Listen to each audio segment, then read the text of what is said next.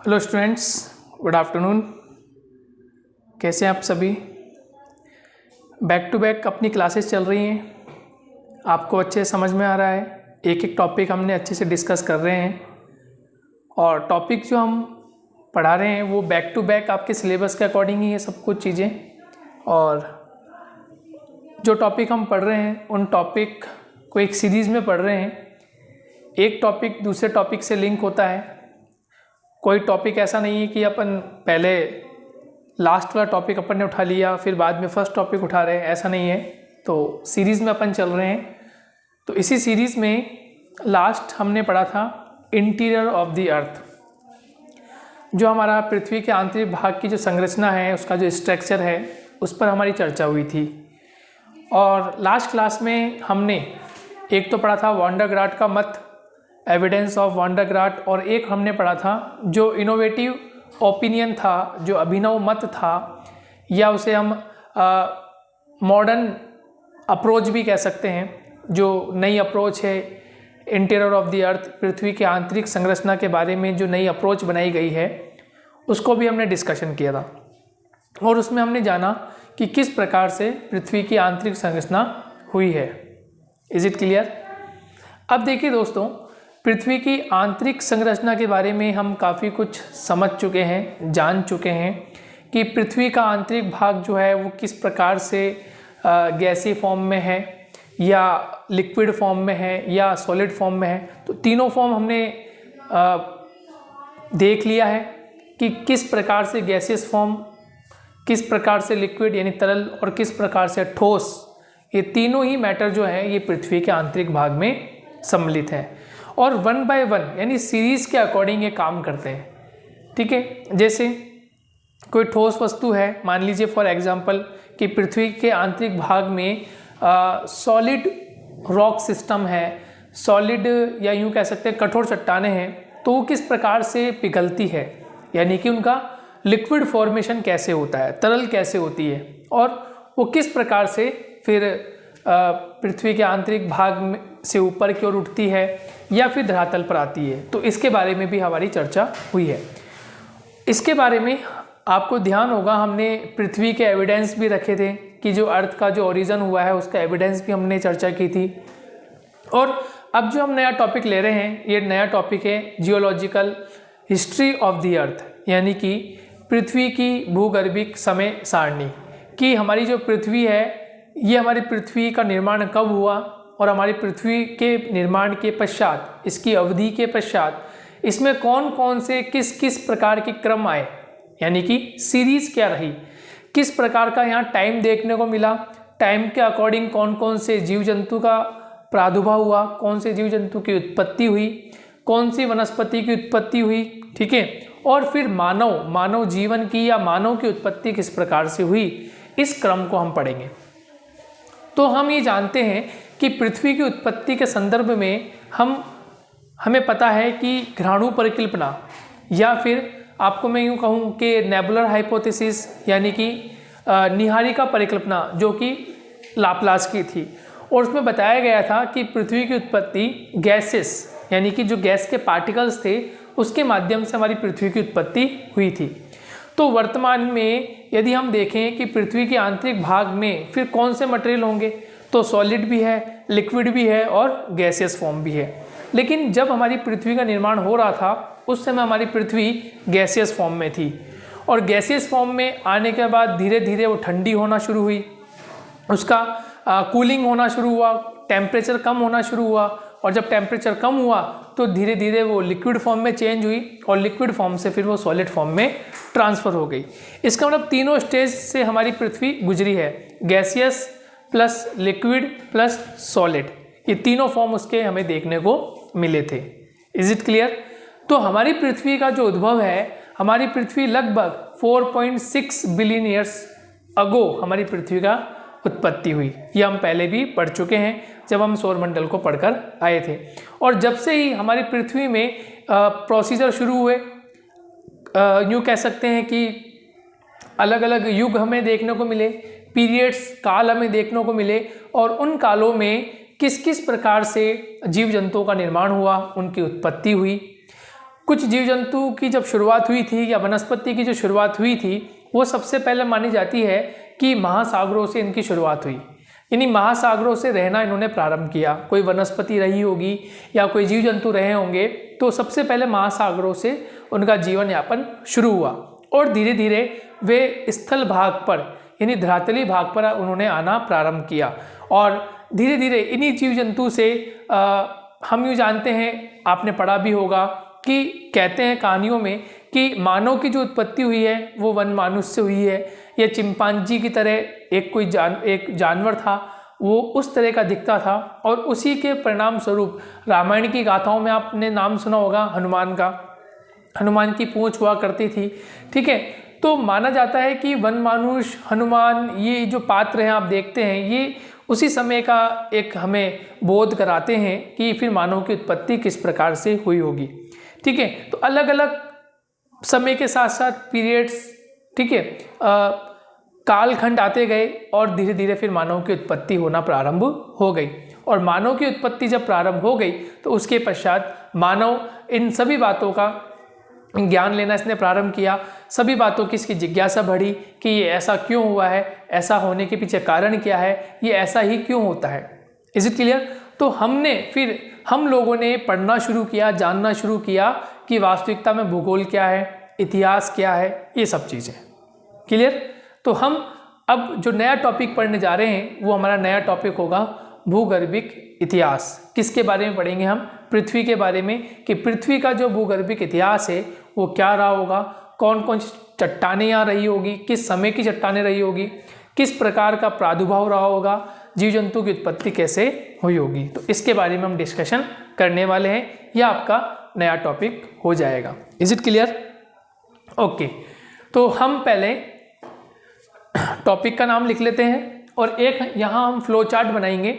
उस flow chart को आपको बनाना है और उस फ्लो चार्ट को आपको लर्न करना है और एक एक जो युग आएगा या एक एक जो कालखंड आएगा वो हम पढ़ते जाएंगे। अब आपके माइंड में बात आ रही होगी कि सर ज्योग्राफी में कालखंड क्यों आ रहे हैं, क्या कारण है? तो मैं आपको बताऊं, आप में से कुछ बच्चे इतिहास पढ़कर आए होंगे, कक्षा 12 में आपने इतिहास पढ़ा होगा या फिर अभी ग्रेजुएशन में आपके इतिहास का पेपर होगा, आपके पास इतिहास सब्जेक्ट होगा। तो उसमें हम जिस किसी का भी इतिहास पढ़ते हैं, जैसे फॉर एग्जांपल आपने मौर्य काल पढ़ा, क्या पढ़ा आपने? मौर्य काल। काल क्या है? Period, time. क्लियर?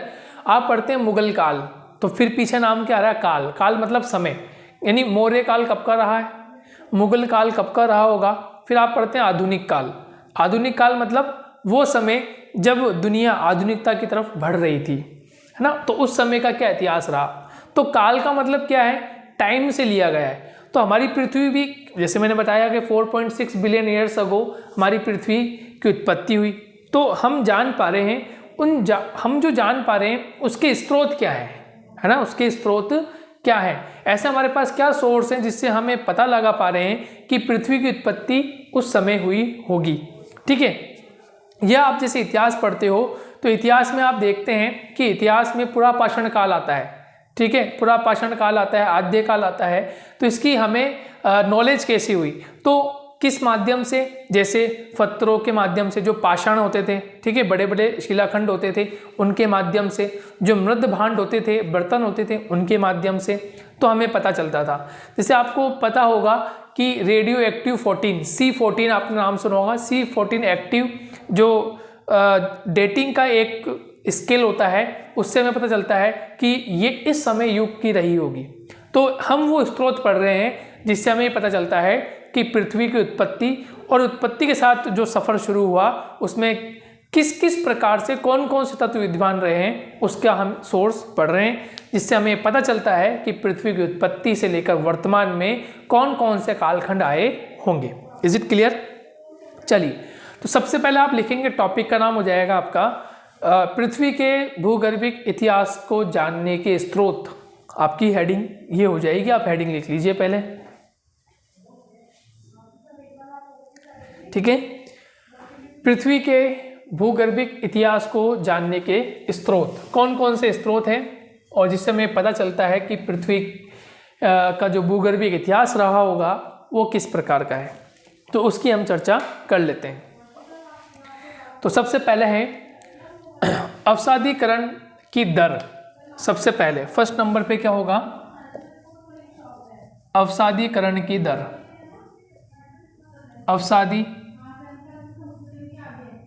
अवसादीकरण की दर यानी रेट ऑफ सेडिमेंटेशन। इंग्लिश में क्या बोलेंगे? Rate of sedimentation. यानी कि जो अवसाद होता है, जो मलबा होता है, वो मलबा समय के साथ साथ परत दर परत रूप में बिछता रहता है। ठीक है, जैसे फॉर एग्जांपल आप कक्षा 9 में और कक्षा 11 में आपने नदियों के बारे में पढ़ा होगा, भारतीय नदियों के बारे में आपने पढ़ा होगा। तो भारतीय नदियों के बारे में आप क्या पढ़ते हैं? जैसे सपोज एक हम एग्जांपल ले रहे हैं, जैसे एक एग्जांपल हम ले रहे हैं गंगा नदी। ठीक है, ये एक एग्जांपल हो गया गंगा रिवर। अब गंगा रिवर क्या करती है? पहाड़ों से निकलती है। ठीक है, गंगा नदी का उद्गम कहाँ से होता है? शिवालिक श्रेणी रीजन से होता है। और उसके बाद क्या देखते हैं? गंगा नदी आगे की ओर प्रवाहित होती है और ये उसके बाद मैदानी भागों में प्रवेश करती है। और जब ये मैदानी भागों में प्रवेश करती है तो धीरे धीरे ये अवसादीकरण का कार्य शुरू करती है, यानी कि ये अवसाद लाती है और अवसाद को छोड़ती जाती है, यानी अवसाद को बिछाती जाती है। तो जो अवसाद होता है, सेडिमेंट होता है, उस सेडिमेंट को क्या करती है? लेयर बाय लेयर फॉर्म में जमाती जाती है। तो अवसादीकरण की दर यानी रेट ऑफ सेडिमेंटेशन, यानी कि उसकी दर क्या रही होगी परत के रूप में, है ना, परत के रूप में। जैसे सपोज ऐसे समझ लो आप कि सेडिमेंटेशन मान लो फॉर एग्जांपल ये कोई नदी है, इसने सेडिमेंट कर दिया, मान लेते हैं 2000 में, सन 2000 में इसने सेडिमेंट किया और फिर एक लेयर और बिछ गई। ठीक है, ये सेडिमेंट हो गया 2001 में, फिर सेडिमेंट हुआ और ये हो गया 2002 में। इस तरह से लेयर बाय लेयर फॉर्म में ये अवसाद इकट्ठा होता चला गया। क्लियर? तो हमने ये पाया कि जो तत्व या जो एलिमेंट इस लेयर में मिल रहे हैं वो इस वाली में भी है, इसके नीचे वाली में भी वही लेयर है, इसके नीचे वाली में भी वही है, इसके नीचे, यानी लेयर बाय लेयर हम क्या देख रहे हैं? लेयर बाय लेयर जो एलिमेंट, जो तत्व पहली लेयर में वो दूसरी में भी है, जो दूसरी में वो तीसरी में भी है, जो तीसरी में वो चौथी में भी है। तो इस प्रकार से हम ये पता लगा पा रहे हैं कि यहाँ कोई जब नदी बहती होगी, किसी नदी का प्रादुर्भाव हुआ है, जैसे फॉर एग्जांपल अपन गंगा नदी लेके चल रहे हैं, तो यहाँ जो नदी बहती होगी उसमें इस प्रकार के तत्व रहे होंगे। तो वो तत्व किस में रहे होंगे? जल में। वो तत्व किस में होंगे? जल में होंगे। नॉर्मली बात है कि नदी में क्या बह के आ रहा है? जल और अवसाद। तो अवसाद तो ये है, सेडिमेंटेशन तो ये हो रखा है। तो जल की गुणवत्ता क्या रही होगी? जल में कौन कौन से तत्व है? उन तत्वों को हम किस में देखेंगे? इस सेडिमेंट में देखेंगे। तो इससे हमें पता चल जाएगा कि वहां पर अवसाद की दर कितनी गहराई तक रही है, उसका रेट क्या रहा है। क्लियर? तो अवसादीकरण की दर कि वहां पर अवसाद किस प्रकार से रहा है और वो अवसादीकरण की जो दर है वो ये बताती है कि पृथ्वी की उत्पत्ति में कौन कौन से तत्व या फिर कौन कौन से एलिमेंट उसमें रहे होंगे। तो ये हमारी पृथ्वी के भूगर्भीय इतिहास की जानकारी देता है। तो रेट ऑफ सेडिमेंटेशन या हम इसको कहेंगे अवसादीकरण की दर। Is it clear? Next second point हो जाएगा महासागरों में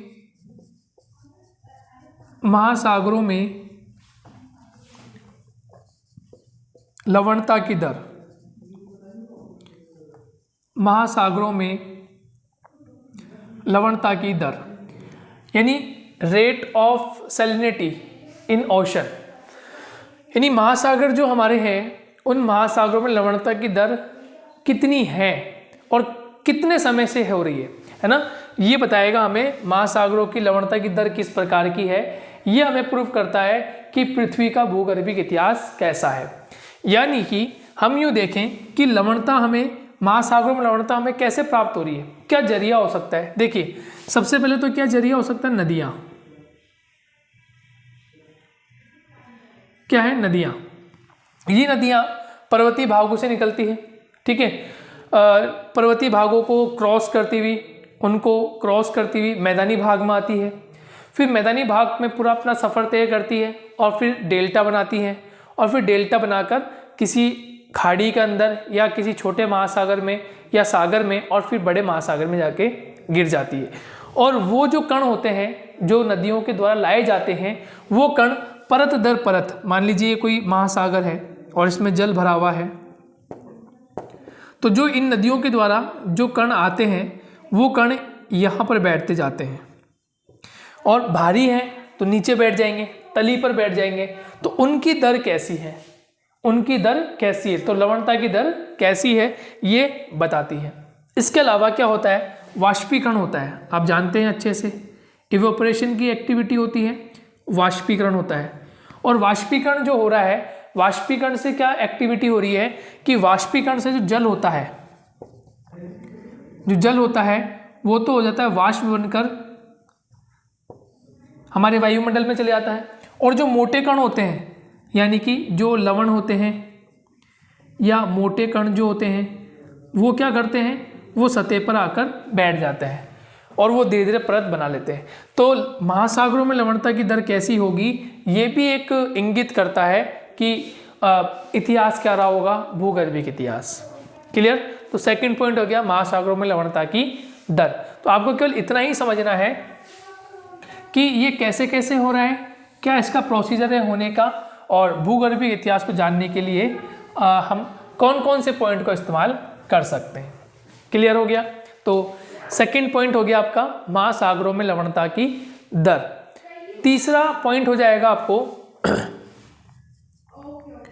तीसरा आपका पॉइंट हो जाएगा एज ऑफ फॉसिल्स, यानी कि जीवाश्म की आयु। जीवाश्म की आयु, एज ऑफ फॉसिल्स। अब देखिए जीवाश्म की आयु या एज ऑफ फॉसिल्स क्या है। देखिए जैसे मैंने आपको बताया था कि प्रारंभ में जीव जंतु का उद्भव हुआ और वो जीव जंतु पहले महासागरों में रहना निवास किया, जीव जंतु के साथ में वनस्पति भी। तो समय के साथ साथ जीवाश्म जैसे वनस्पति और आपके जीव जंतु, समय के साथ साथ इनकी मृत्यु भी हुई होगी। और मृत्यु होने के बाद जब ये महासागरों में रहना इन्हें पहले शुरुआत की थी, इनकी उत्पत्ति महासागरों से होती है, तो इसका मतलब इनका जब जन्म महासागरों में हो रहा है तो इनकी मृत्यु भी कहाँ हो रही होगी, महासागर में, यानी ये मर भी कहाँ रहे होंगे, महासागर में। लेकिन जब समय के साथ साथ ये धरातल पर प्रकट हुए या इनकी उत्पत्ति धरातल पर होना प्रारंभ हो गई, या फिर महासागरों से रेंगते रेंगते ये जब स्थल वाले भूभाग पर आ गए और जब इनको वो वातावरण नहीं मिला जो उत्पत्ति के समय इनका पास वातावरण था, यानी महासागर थे, और जब ये स्थल खंड पर आ गए तो इनको जब वो वातावरण नहीं मिला तो वे अचानक से या कुछ समय में ये इनकी डेथ हो गई, ये मर गए। ठीक है।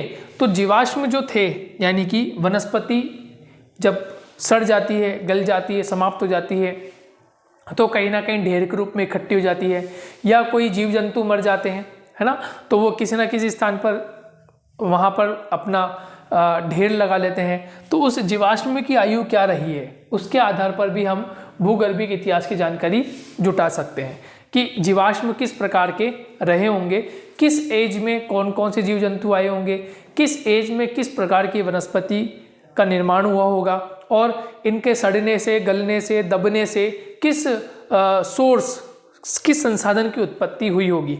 जैसे फॉर एग्जांपल मैं आपको बताता हूँ तो आप इससे लिंक कर पाएंगे।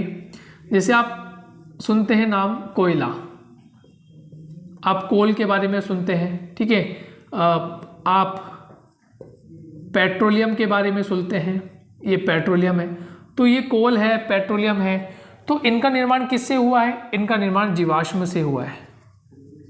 इनका निर्माण किससे हुआ है, जीवाश्म के, यानी जीवाश्म क्या था, पेड़ पौधे, जीव जंतु जो मरने से, सड़ने से, गलने से दब गए, और उनके शरीर में जो कार्बन की मात्रा थी, उनके शरीर में जो कार्बन की मात्रा थी, इन्हीं कार्बन से कोयला और पेट्रोलियम का निर्माण हुआ। क्लियर हो रहा है। तो ये जीवाश्म कहाँ से आए, कैसे आए, और किस समय थे, और कब ये कोयला बना, कब ये पेट्रोलियम बना, इसकी जानकारी हम प्राप्त करेंगे, या इसकी जानकारी हमें प्राप्त होती है। तो कैसे होती है ये मैंने आपको समझाया। क्लियर। तो एज ऑफ फॉसिल्स, या फिर हम इसको क्या कहेंगे, कि जीवाश्म की आयु के आधार पर भी हम ये पता लगाते हैं कि पृथ्वी का भूगर्भिक इतिहास किस प्रकार का रहा होगा। ठीक है, फोर्थ पॉइंट आता है पृथ्वी के ठंडा होने की दर। पृथ्वी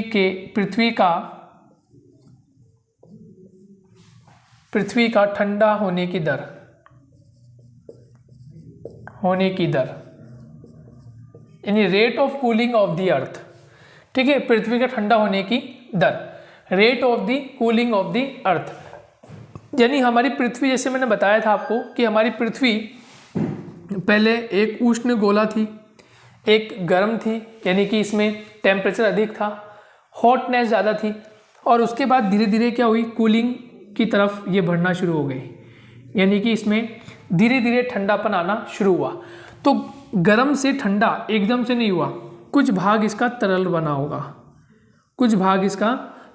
होगा, और तरल बनने के बाद ये कूलिंग यानी ठंडे की तरफ बढ़ गई होगी। तो ये समय के साथ हुआ, पहले गर्म, या हम इसमें लिख सकते हैं उष्ण रही है, हम ये भी कह सकते हैं उष्ण रही है, उष्ण या गर्म। उसके बाद ये क्या हुई, तरल फॉर्म में आई होगी, तो समय लगा होगा, और फिर तरल से जब कूलिंग हुआ तो कूलिंग में भी समय लगा। तो पृथ्वी के ठंडे होने की जो दर है वो क्या रही होगी, तो पृथ्वी के ठंडे होने की दर,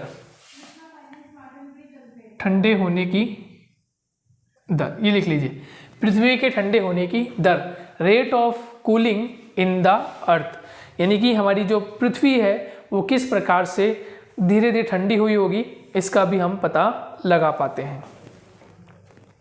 ठीक है, अब देखिए ये कुछ चीज़ें जिससे हमने पता लगाया है कि पृथ्वी का जो भूगर्भिक इतिहास रहा होगा वो कुछ इस प्रकार से हमने पता लगाया। लेकिन कहते हैं कि कुछ चीज़ें सटीक या प्रमाणित नहीं हो पाती, कहीं ना कहीं कोई खामी रह जाती है। जो हमने पृथ्वी की उत्पत्ति या यूँ कह लीजिए कि सौरमंडल की उत्पत्ति के संबंध में भी हमने पढ़ा था, तो यहाँ पर भी हमें देखने को मिला कि अवसादीकरण की दर सबसे पहले हमने इसको यूज़ में लिया, फिर महासागरों में लवणता की दर, इसको हमने यूज़ में लिया। इससे हमने कुछ पता लगाया कि भूगर्भिक इतिहास कैसा रहा होगा। जीवाश्म की आयु यानी कि एज ऑफ फॉसिल्स से हमने पता लगाया कि किस प्रकार का एज रही होगी, भूगर्भिक इतिहास के जो समय सारणी है वो क्या रही होगी, पृथ्वी के ठंडे होने की दर क्या रही होगी, इससे कुछ पता लगा। लेकिन सबसे ऑथेंटिक जो माना गया, जो वैज्ञानिक रूप से जो प्रमाणित माना गया, वो 5वां पॉइंट था जिससे हमें पता लगाया, वो था C14। C14 को बोलते हैं कार्बन डेटिंग, इनको हम बोलते हैं कार्बन डेटिंग पद्धति होती है ये कार्बन डेटिंग पद्धति, जिसको हम C14 कहते हैं। और इसके माध्यम से हमने ये पता लगाया कि पृथ्वी की आंतरिक संरचना में जो इसका इतिहास रहा होगा, इसके भूगर्भ में किस प्रकार के मटेरियल रहे होंगे, वो C14 पद्धति है। इससे हमें पता लगाने में काफ़ी हद तक मदद मिल पाई। ठीक है, और आपको पता है रेडियो एक्टिव मैटर, आपको ये भी ध्यान होगा, रेडियो एक्टिव पदार्थ होते हैं हमारी पृथ्वी के आंतरिक भाग में, या किसी भी तत्व जो होता है, यदि वो केमिकल इफेक्ट का तत्व है तो उसमें कहीं ना कहीं फ्यूजन होने का उसमें गुण पाया जाता है, उसमें रेडियो एक्टिव पदार्थ पाए जाते हैं। इससे भी हमें पता चलता है कि उसमें किस प्रकार का तत्व रहे होंगे, किस समय के तत्व रहे होंगे, ये हमें जानकारी प्राप्त होती है। तो इस प्रकार से हमने ये 5 पॉइंटों के माध्यम से ये जानने का प्रयास किया कि पृथ्वी के भूगर्भिक इतिहास को हम किस प्रकार से देख सकते हैं, समझ सकते हैं। उसमें एक तो था अवसादीकरण की दर यानी कि रेट ऑफ सेडिमेंटेशन, महासागरों में लवणता की दर यानी कि salinity, rate of salinity in ocean, एक था जीवाश्म की आयु यानी कि एज ऑफ फॉसिल्स, पृथ्वी के ठंडे होने की दर, rate of cooling of the earth, और एक था C14 यानी कि कार्बन डेटिंग जो पद्धति होती है उसके माध्यम से हम हमारी पृथ्वी के भूगर्भिक इतिहास का पता लगा पाते हैं।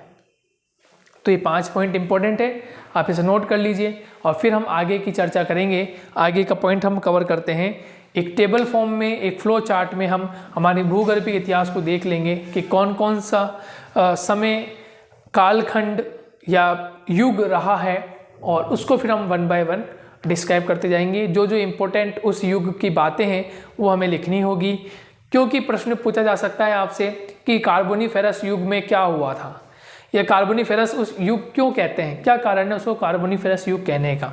ठीक है, आपसे पूछा जा सकता है होलोसिन युग क्या था, होलोसिन युग किसे कहते हैं। तो ऐसे प्रश्न जो होते हैं, ये छोटे प्रश्न जो आपके अभी नए पैटर्न में बनने लगे हैं, तो ऐसे प्रश्न छोटे रूप में पूछा जा सकता है। ऐसे पूछ सकता है कि परमियम काल क्या है ना, परमियम काल क्या है, ऐसे प्रश्न आपसे पूछा जा सकता है। ठीक है, या किसी एक युग के बारे में, प्रथम युग, द्वितीय युग कौन सा था, तृतीय युग क्या था, तो ऐसे भी आपसे क्वेश्चन पूछा जा सकता है। तो हमने अभी जाना कि पृथ्वी की जो भूगर्भिक इतिहास है उसको जानने के लिए क्या क्या स्रोत है। अवसादीकरण की दर, महासागरों में लवणता की दर, जीवाश्म की आयु क्या रही होगी, पृथ्वी के ठंडे होने की दर, और लास्ट में हमने पढ़ा C14। तो ये तो वो चीज़ थी। अब हम टेबल फॉर्म में एक बार उसको क्रिएट कर लेते हैं, फिर हम पढ़ेंगे कि वन बाय वन एक एक के बारे में पढ़ना है हमें कि कौन कौन सा कालखंड आया। पहले हम वो बनाते हैं, फिर मैं आपको समझा दूंगा कि किस प्रकार से आपसे प्रश्न पूछे जाते हैं। क्लियर हो गया? चलिए अब हम बात कर लेते हैं कि किस प्रकार से हमें इसको पढ़ना है, समझना है।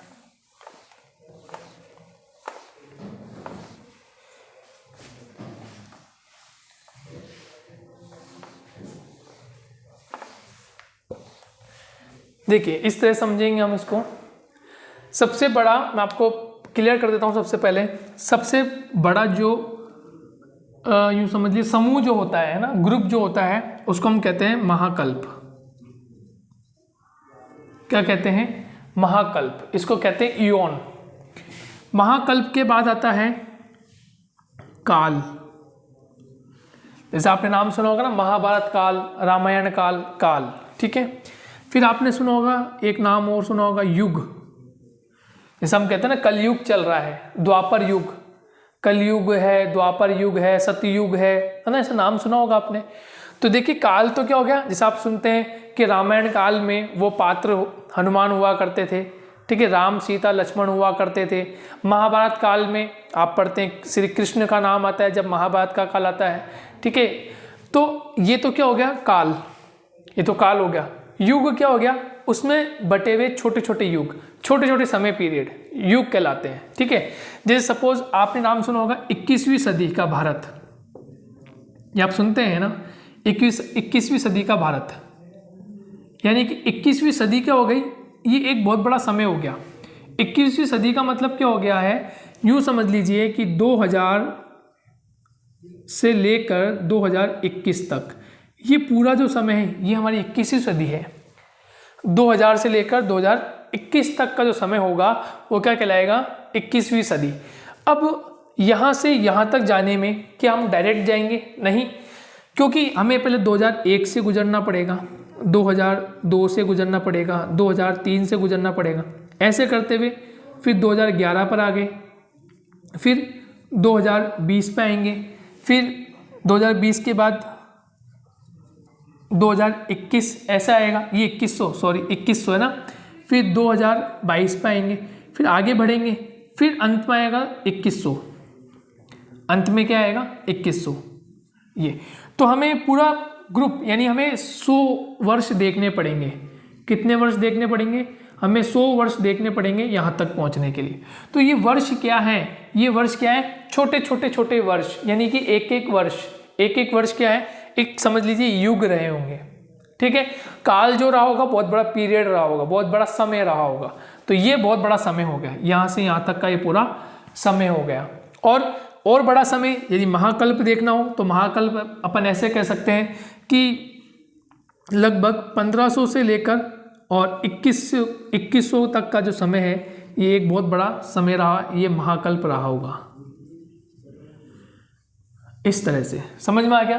तो इसका मतलब हम क्या समझेंगे कि सबसे पहले महाकल्प होता है, ये सबसे बड़ा होता है, इसमें काल भी सम्मिलित होते हैं और इसमें युग भी सम्मिलित होते हैं। लेकिन जो सबसे पहला काल रहा था, उस सबसे पहले काल में हमें ज़्यादा नॉलेज नहीं थी, थोड़ी बहुत हमें ज्ञान था, उस ज्ञान के बारे में हमने पता लगाया कि ये इस प्रकार से रहा होगा। लेकिन जैसे जैसे हम आगे की ओर, समय के साथ हम आगे की ओर बढ़ रहे थे, नए नए कार्य हो रहे थे, तो कुछ हमें पता लगना शुरू हुआ कि इस युग में या इस कालखंड में हमें ये देखने को मिला। तो सबसे पहले क्या होता है, महाकल्प सबसे बड़ा, फिर होता है उसमें काल यानी कि पीरियड्स, और फिर बाद में आते हैं युग। ये युग अलग अलग बदलते जाते हैं। तो इसके बारे में हम बात करेंगे कि कौन कौन सा किस किस समय में हमें देखने को मिला। क्लियर हो गया? चलिए, सबसे पहले मैं आपको टेबल बना देता हूँ, वो टेबल आप नोट कर लीजिए, और फिर इस टेबल के अकॉर्डिंग हम 1 बाय 1 डिस्कशन करेंगे। सबसे ऊपर आप लिख लीजिए, चाहे भूगर्भिक है ना, यहाँ लिख लीजिए पृथ्वी का भूगर्भिक समय सारणी, पृथ्वी की भूगर्भिक समय सारणी, ये एक बड़ी हेडिंग डाल लीजिए। और फिर उसको आप फ्लो चार्ट में 5 पार्ट में डिवाइड कर लेंगे, part A, part B, part C, part D, part E, यानी 5 पार्ट में आपको फ्लो चार्ट बनाना है। ठीक है, समझ गए? यहाँ तो लिख लेंगे पृथ्वी का भूगर्भिक इतिहास, और उसको 5 भाग में, और आप अपने पेपर को हॉरिजॉन्टल लें, वर्टिकल नहीं बनेगा क्योंकि नाम बड़े बड़े हैं, तो आपको थोड़ा सा स्पेस चाहिए होगा, और एक पेज में या 2 पेज में यदि ऐसी जगह हो तो आप वहाँ बनाएं, ताकि जो नोट्स आपके बन रहे हैं वो एक बार में अच्छे से बन जाए। तो वो जो नोट्स हैं वो अच्छे से बने और इसमें स्पेस हो, ताकि आपको और कुछ भी कभी ऐड करना हो तो वो ऐड आप कर सकें। ठीक है, चलिए शुरुआत करते हैं। हम इस कॉर्नर से लिखना शुरुआत करते हैं सबसे पहले, और सबसे पहले लिखेंगे हम प्री पैलेयोजिक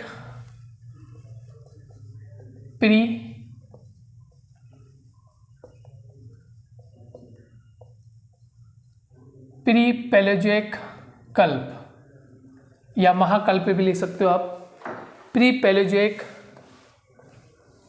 महाकल्प, प्री पैलेयोजिक महाकल्प। और इसका एक नाम और है, इसको हम आद्य महाकल्प भी कहते हैं, आद्य महाकल्प। यानी ये वो समय है जब हमें ज़्यादा नॉलेज नहीं है, कुछ नॉलेज थी, इसलिए हमने इसको प्री पैलेयोजिक, यानी कि वह समय जहां हमें ज़्यादा नॉलेज नहीं है, थोड़ा बहुत हमें ज्ञान है, उस आधार पर हम ये चीज़ें पता लगा पा रहे हैं कि प्री पैलेयोजिक महाकल्प। क्लियर हो गया? देखिए, प्री पैलेयोजिक महाकल्प आ गया ना, महाकल्प, तो महाकल्प का मतलब क्या, बहुत बड़ा समय, बहुत बड़ा मतलब जिसमें वर्ष बहुत अधिक हो, है ना, तो एक बहुत बड़े वर्षों का एक समूह, प्री पैलेयोजिक महाकल्प, या ऐसे हमें एक नाम और कहते हैं आद्य महाकल्प। क्लियर? और इसमें जो फर्स्ट आता है वो फर्स्ट आता है आर्कियन काल, या इसको कहते हैं एक नाम और अजोइक काल। क्लियर? ये फर्स्ट नंबर का हो जाएगा, अजोइक काल या आर्कियन काल। क्लियर? सेकंड नंबर होता है प्री कैम्ब्रियन काल, प्री कैम्ब्रियन काल सेकंड नंबर हो जाएगा आपका प्री कैम्ब्रियन काल। तो सबसे बड़ा जो हो जाएगा वो तो ये हो गया प्री पैलेयोजिक महाकल्प, सबसे बड़ा तो ये हो गया प्री पैलेयोजिक महाकल्प। उसके बाद इसके 2 पार्ट, यानी कि हमने इसको काल में बांट दिया। नंबर 1 है आर्कियन काल या एजोइक काल, और सेकंड नंबर पे है प्री कैम्ब्रियन काल। ये आपका हो जाएगा सेकंड, इसका सेकंड पार्ट हो जाएगा। क्लियर हो गया? नेक्स्ट है, फिर यहां लिखेंगे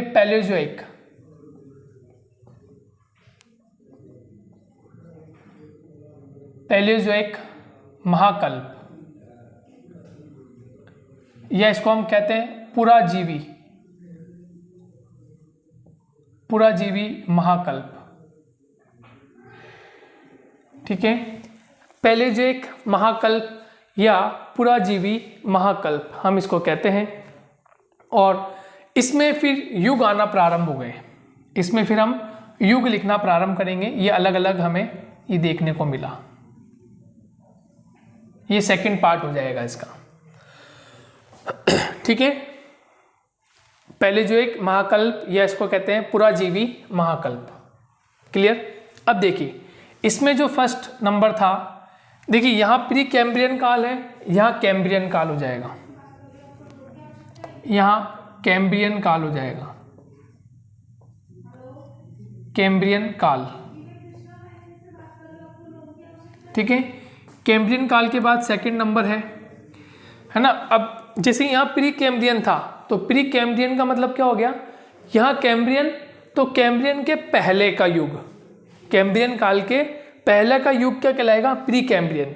तो प्री कैम्ब्रियन को हमने किस में शामिल किया है, प्री पैलेजिक में, प्री पैलेजिक महाकल्प या आद्य महाकल्प में शामिल किया है प्री कैम्ब्रियन को।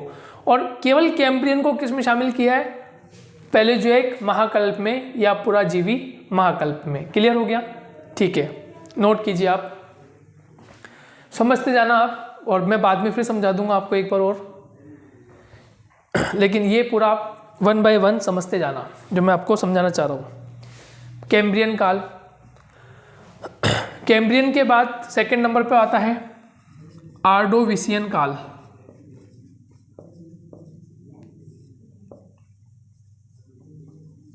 आर्डोविशियन,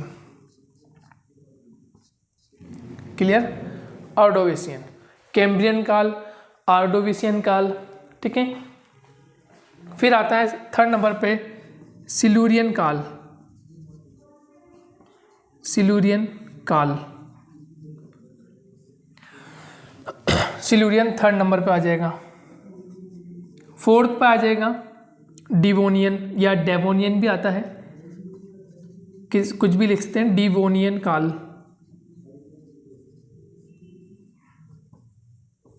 डिवोनियन काल। फिर आएगा कार्बोनिफेरस काल,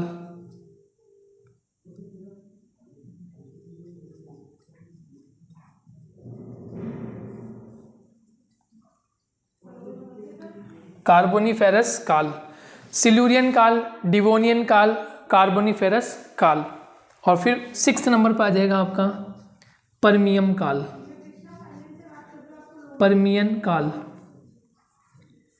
इसे परमियम भी कहीं कहीं परमियम भी लिखा होता है, परमियन सही है ना, परमियन, परमियन काल।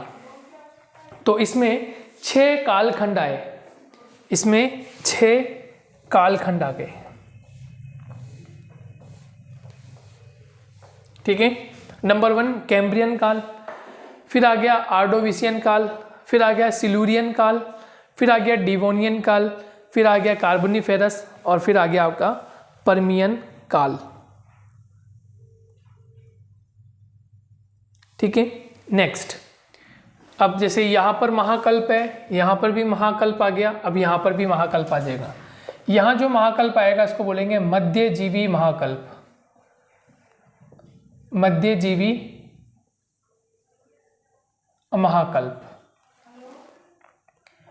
यानी यहाँ मध्यजीवी इसको क्यों कह रहे हैं, इसका कारण ये है कि कुल 5, मैंने कहा 5 सेक्टर बनेंगे। प्री पैलेजिक हो गया, फिर पैलेजिक हो जाएगा, फिर मध्यजीवी हो जाएगा, फिर सेनोजोइक हो जाएगा, और लास्ट में नियोजोइक हो जाएगा, ठीक है। ऐसे 5 सेक्टर बनेंगे। तो 5 सेक्टर में से ये तीसरे नंबर का जो आपका महाकल्प रहा, ये मध्य का रहा। कैसा रहा, मध्य का रहा, इसलिए इसको मध्यजीवी महाकल्प का। और इसका एक नाम और है, इसका नाम एक और है, इसको बोलते हैं मेसोजोइक, मेसोजोइक महाकल्प। इसका एक नाम और है मेसोजोइक महाकल्प, ठीक है। देखो मेसोजोइक या मिसोजोइक है ना, ऐसा नाम आ सकता है, मिसोजोइक या मेसोजोइक। तो इसको देखो मेसोजोइक क्यों कह रहे हैं, देखो ये MESO, मीसो, आपको ध्यान आ रहा है कुछ, जब हम लेयर्स पढ़ते हैं वायुमंडल की, जब हम परतें पढ़ते हैं, आपने कक्षा 11th में आपने पढ़ा होगा, जब वायुमंडल की परतें पढ़ते हैं तो आप वहाँ नाम सुनते हैं, सबसे निचली परत जो होती है वो आपके ट्रोपोस्फेयर होती है, यानी शोभ मंडल होती है ट्रोपोस्फेयर। फिर उसके ऊपर जाते हैं तो संताप मंडल होता है, उसको हम स्ट्रेटोस्फेयर बोलते हैं।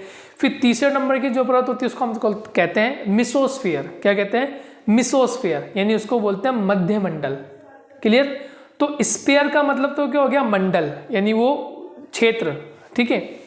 और यहाँ पर भी हम क्या वर्ड यूज में ले रहे हैं?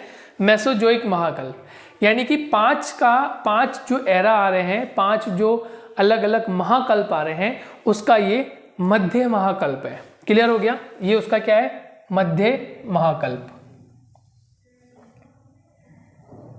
समझ में आ रहा है?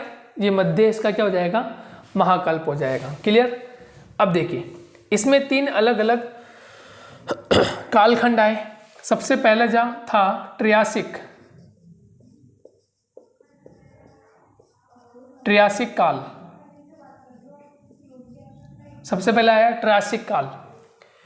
सेकंड नंबर पे, यानी कि इसमें सेकंड नंबर पे ट्रियासिक काल के बाद इसमें सेकंड नंबर पे जो आया वो आया जुरेसिक काल। जुरेसिक काल आपको याद होगा अच्छे से, आपने जुरेसिक मूवी देखी होगी, डायनासोर पे जो मूवीज़ बनी हुई है, जुरेसिक का पार्क आपने देखी, जुरेसिक पार्क के नाम से, है ना। तो उसमें ये जुरेसिक काल जो आया ना, उसमें डायनासोर का उद्भव बहुत अधिक हो गया था, यानी हमारी पृथ्वी पर हर जगह ऑलमोस्ट हमें डायनासोर्स देखने को मिलते थे। तो ये जुरेसिक काल बताता है कि इस समय डायनासोर्स की बहुत ज़्यादा नंबर ऑफ डायनासोर्स बहुत ज़्यादा हो गए थे, तो उनका आतंक जो था वो फैलना शुरू हो गया था। तो आप मूवी देखते हैं, जुरेसिक पार्क नाम से मूवी, उसके अलग अलग पार्ट आप देखते हैं, तो ये उस समय की बात है, जुरेसिक काल की बात है। तो डायनासोर्स इसका मतलब पहले ही इनका परमियम काल या ट्रियासिक के आसपास या ये कार्बोनिफेरस काल के समय मैं समझता हूँ उद्भव हो गया होगा, क्योंकि यहाँ तो बहुत अधिक हो गई, संख्या बहुत अधिक हो गई। इसका मतलब उत्पत्ति पहले हुई होगी, नेचुरल सी बात है, तभी इनकी संख्या अधिक हुई। अब देखिए यहाँ पर आप पढ़ते हो कार्बोनिफेरस मतलब नाम देखो, कार्बोनी, यानी सबसे पहले क्या आ रहा है? कार्बन नाम आ रहा है। कार्बन का मतलब ये है कि यहाँ पर जीव जंतुओं को, जो हमारे जीव जंतु जो थे, वनस्पति जो थी, उनके अवशेष दबने शुरू हो गए होंगे, है ना, पहले से दबना शुरू हो गए होंगे, और यहाँ कार्बन की मात्रा प्रारंभ हो गई होगी। इसका मतलब मैंने अभी आपको थोड़ी देर पहले बताया था कि कोयले का जो निर्माण हुआ है, पेट्रोलियम का जो निर्माण हुआ है, वो किससे हुआ है? उसमें तत्व क्या रहे? जीवाश्म के तत्व रहे। क्या रहे? तत्व किसके थे? जीवाश्म के। और उन तत्वों में जैसे जीव जंतु है या वनस्पति, तो उनमें क्या था? कार्बन की मात्रा थी। तो कार्बन कोयले में पाया जाता है, इसका मतलब वो जीव जंतु दबे होंगे, मरे होंगे। ठीक है, दबने से, मरने से, तो कार्बन की जो मात्रा और धीरे धीरे किस में चेंज हो गई? कोयले में चेंज हो गई। तो हमें कोयला कहाँ मिला? इस युग में। तो इसलिए हम कहते हैं हमारा जो कोयला है ना, वो कोयला कैसा संसाधन है? अनवीकरणीय संसाधन है, नॉन रिन्यूएबल रिसोर्सेज हैं। क्या? कोयला, पेट्रोलियम, नेचुरल गैस। क्योंकि यदि ये खत्म हो गए, इनका विनाश हो गया, समाप्त हो गए, तो इनको बनने में कितना समय लगेगा, और इसका शायद अंदेशा हम नहीं लगा सकते, क्योंकि हम जो आज वर्तमान में कोयले का प्रयोग कर रहे हैं ना, वो इस समय का कोयला है। मतलब इस समय बनना शुरू हुआ था और ये चल रहा था कोयला, और आज वर्तमान में भी चल रहा है, खाने अभी भी है।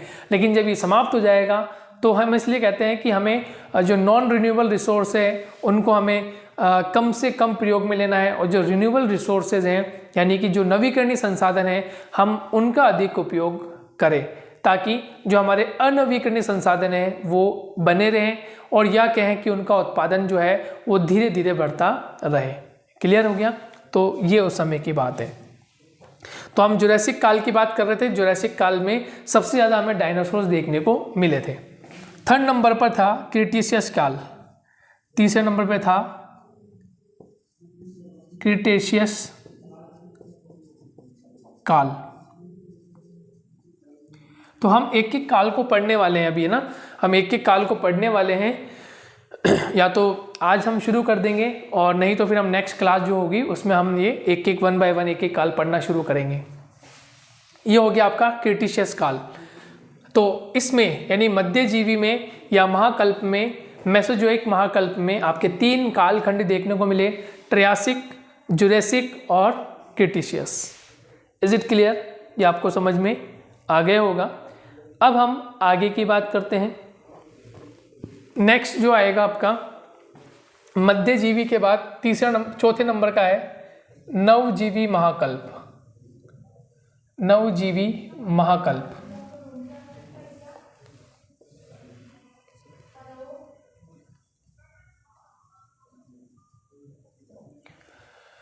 नवजीवी महाकल्प, या इसको एक नाम और देते हैं सीनेजोइक या सेनोजोइक। ठीक है, इसको सेनोजोइक भी कह देते हैं, सीनोजोइक भी कहते हैं।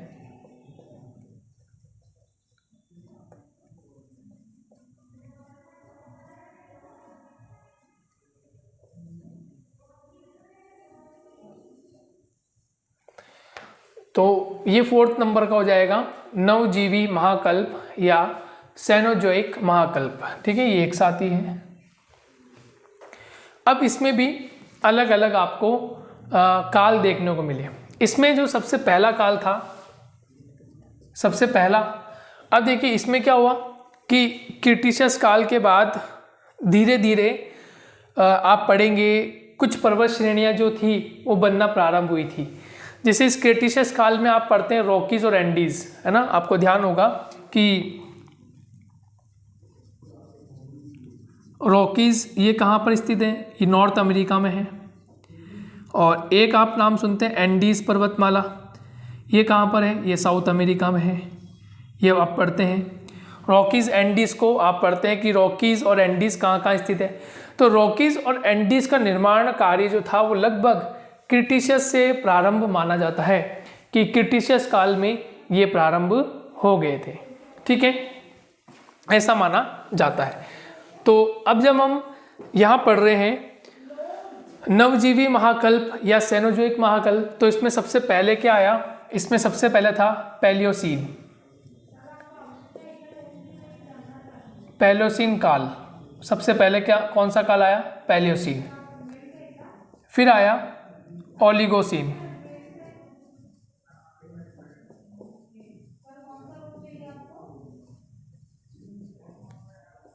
ओलिगोसीन काल आया।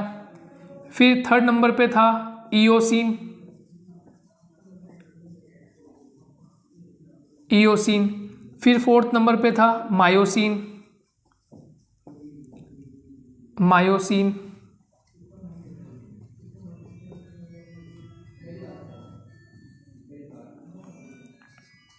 ठीक है, देखो पैलियोसीन, ओलिगोसीन, इयोसीन, मायोसीन, और अंतिम में जो था वो था प्लायोसीन। प्लायोसीन, प्लायोसीन काल।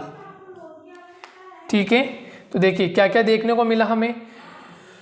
नंबर 1 प्लायोसीन, फिर ओलिगोसीन, फिर इयोसीन, फिर मायोसीन और फिर प्लायोसीन। ये किस में शामिल किए जाते हैं, ये नवजीवी महाकल्प या सेनोजोइक में शामिल किए जाते हैं। क्लियर हो गया, समझ में आ गया होगा।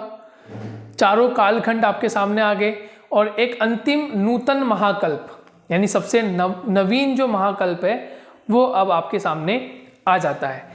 तो उसको हम यहाँ लिख लेते हैं। ठीक है, इसको हम यहाँ लिख लेते हैं। 2 हैं इसमें, तो ये आपके उसमें आ जाएगा, यहाँ स्पेस नहीं इसलिए मैं इसको यहाँ लिख देते हैं। और ये आ जाएगा, वहाँ नवजीवी महाकल्प है, यहाँ नूतन महाकल्प, नूतन महाकल्प, या इसको बोलते हैं नियोजोइक, नियोजोइक महाकल्प। क्लियर हो गया। देखिए नवजीवी महाकल्प या सेनोजोइक के बाद आपको बनाना ये वाला। ठीक है, यह ध्यान रखना, आपको यहाँ नहीं बनाना, आपको इधर ही बनाना है, आपको इधर ही बनाना है, आपको इधर नहीं बनाना है। क्लियर हो गया। नूतन महाकल्प एक नाम इसका, नूतन महाकल्प, या एक नाम इसका आपके नियोजोइक महाकल्प। और इसमें नंबर 1 आया, देखो वहाँ प्लायोसीन आया, यहाँ पैलिस्टोसीन आएगा, ठीक है, ये ध्यान रखना। थोड़ा सा इसमें डिफरेंस देखने को मिलता है, वहाँ प्लायोसीन है, ध्यान रखना वहाँ प्लायोसीन है, और यहाँ पैलिस्टोसीन आएगा, पैलिस्टोसीन काल। अक्सर होता है क्या है, स्टूडेंट इसको मिला देते हैं, लेकिन यहाँ ध्यान रखना है ये पैलिस्टोसीन काल है और वो प्लायोसीन है। पहले प्लायो आएगा फिर प्लास्टिक आएगी, ठीक है, तो यहाँ ये हो जाएगा आपका पैलिस्टोसीन काल। और इसमें सेकंड नंबर है होलोसीन काल।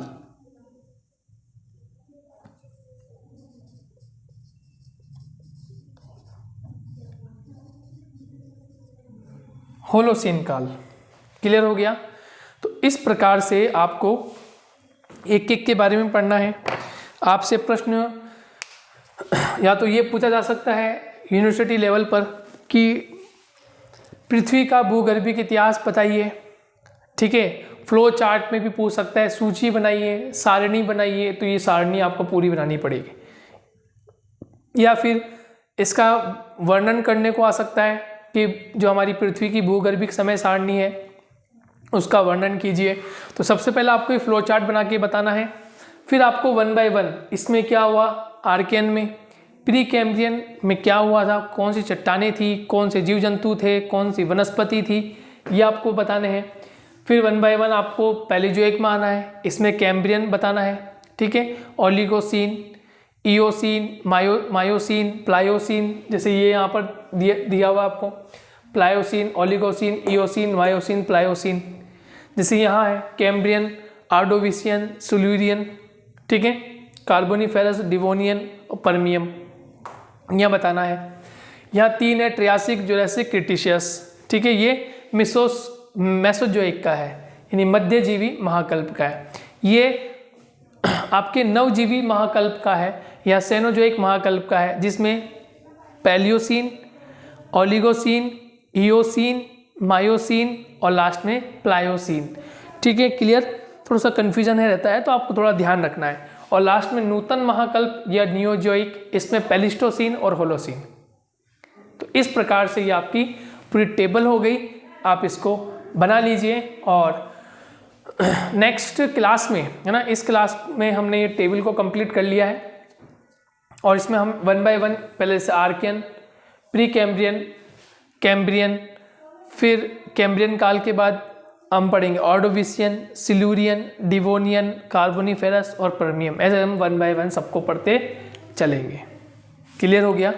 आप इसको नोट कीजिए और इस क्लास को यहीं तक रखेंगे, फिर 1 बाय 1 हम पढ़ना शुरू करेंगे नेक्स्ट क्लास में। चलिए, जब तक के लिए thank you, take care, bye bye.